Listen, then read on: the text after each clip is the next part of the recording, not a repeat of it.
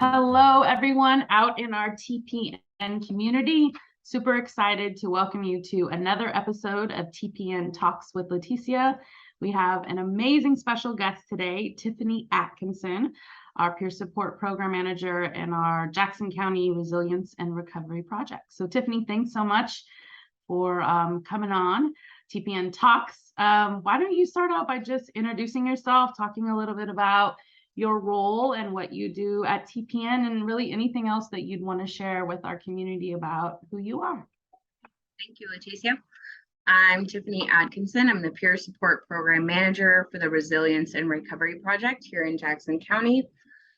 I have been in this role for almost a year.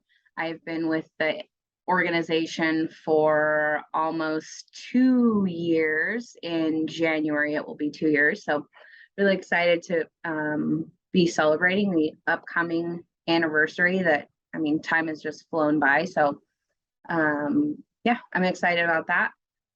Fun fact about me is I'm a mom of 3 children who are all almost exactly 6 years apart, so my home life can sometimes get a little wild with them all being at different stages of growth and development. So there's that. I also like to ride my bike, go hiking, and basically do anything outdoors. Yeah, and I love peer work. I love peer work, specifically TPN peer work. So really grateful to be a part of the agency. Wonderful. Well, thank you for that intro, and love that you shared a little bit about other areas of your life. You almost immediately jumped in when you joined the organization in terms of wanting to be involved in other things and learn about what was happening outside of Jackson County, which is something that I really admire about you. And one of those roles that you jumped right in, I think not knowing how much of a commitment would be, was becoming one of our creating regulation and resilience trainers. So can you talk a little bit about that role, what you like about it, what it's been like for you, anything you would want to share about that role for people that might be interested in being a trainer in the future? Being a CR2 trainer really it put me in a position to be in a space with multiple different types of people with different lived experiences, with different job roles, with just all the different things. So it was a really amazing experience for me to be able to train something that I'm really passionate about, that was just transformational for me in my personal life. There was a relationship with my kids, with my husband, with my coworkers. CR2 is not just a tool that you use. It's not just a skill that you use on somebody. It's a way of creating a space with another person to just be present with them. And so many beautiful things can come when you bring CR2 into a conversation. And sometimes it's not all about a bunch of words or a bunch of plans or a bunch of anything, right? So it's about that spirit, that being present and affirming and validating and listening. And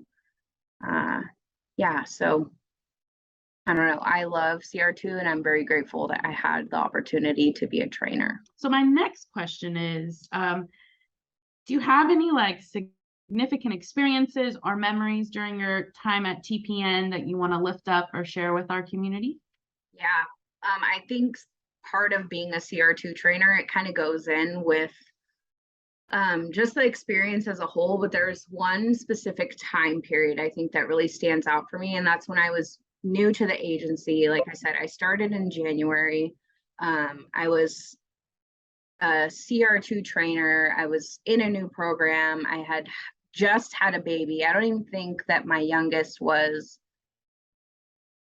3 months. He might have been 3 months old or something when I came to work. And so I had some mental health stuff going on. I had postpartum depression, and that was never used as a way to be maybe we shouldn't have put her in this position. Maybe she shouldn't work here. Maybe she needs some time off. It was just a space was created for me to be able to just be where I was and I was supported in being able to like continue my growth. I never felt like because I have lived experience, then my thoughts or beliefs or anything like that was any less important than anybody else's. And I think as a peer, that just helped me grow, right? Like that helped me think like, oh, just because I used to use drugs and I've been in the system and I've been in all these different labels that have been put on me in the past doesn't mean that I can't have a successful career and I can't be an asset to an agency or to a group of friends or family or whatever that may be. I love that. Thanks for sharing that. I think this organization is definitely unique in the way that it creates really special and unique spaces for each person.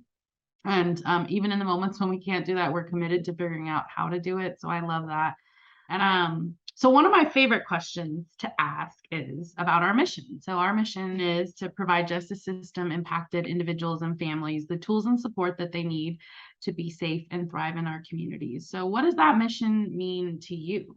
That mission means to me to look at the person as a whole, not like to almost take like their system requirements out of it, their system involvement out of it, like all of that stuff removed.